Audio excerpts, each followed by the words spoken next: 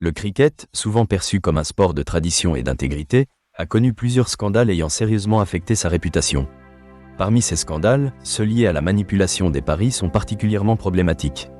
Bien que cette problématique existe depuis longtemps, les événements des années 2000 ont mis en lumière la vulnérabilité du sport face à la corruption. Ces scandales sont souvent dus à un mélange de pression financière, d'influences extérieures et d'une volonté de gagner à tout prix.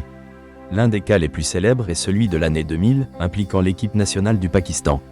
Le joueur Salim Malik a été accusé de corruption, déclenchant des enquêtes qui ont révélé l'ampleur des paris illicites. Cependant, c'est en 2010 que le cricket a été véritablement secoué. Lors d'un match test contre l'Angleterre à Lord's, 3 joueurs pakistanais ont été surpris en train de manipuler le match sur ordre d'un bookmaker.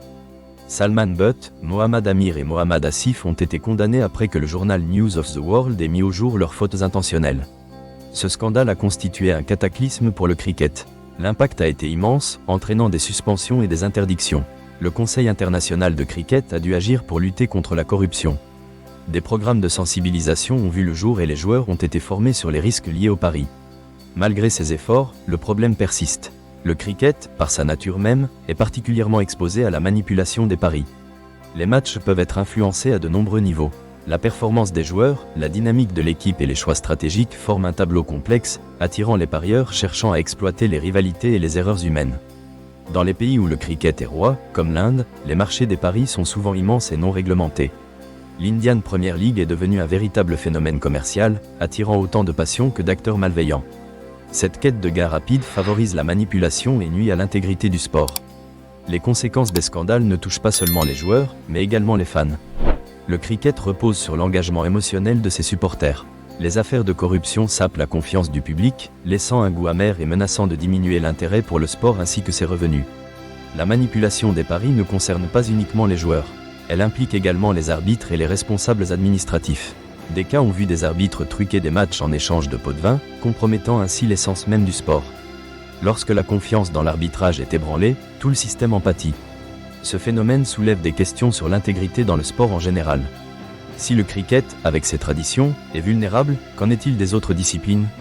Une transparence accrue et des réglementations strictes sont désormais primordiales. Les leçons à tirer de ces scandales sont claires. Les institutions sportives doivent être vigilantes. Les mesures préventives doivent s'ancrer dans la culture sportive. Il est essentiel de former les joueurs, de collaborer avec des organismes de paris légitimes et de mettre en place des systèmes de surveillance solides. La société, quant à elle, doit être consciente des dangers liés aux paris. L'attrait du gain rapide peut amener des athlètes à sacrifier leur intégrité. Une éducation sur le jeu responsable est nécessaire pour protéger les joueurs, et par extension, les fans. Enfin, regagner la confiance des supporters est crucial. Cela nécessite transparence et engagement réel contre la corruption. Les campagnes de sensibilisation rappelleront aux fans que malgré les scandales, le cricket demeure un sport empreint de passion et de respect. En somme, la manipulation des paris représente un défi majeur pour le cricket. Les scandales des dernières décennies ont mis en lumière ses vulnérabilités, mais également sa résilience. Pour avancer, le cricket doit faire face à cette menace, avec l'aide des joueurs, des institutions et des fans. Le chemin est encore long, mais les leçons du passé peuvent conduire à un avenir plus éthique au sein de ce sport emblématique.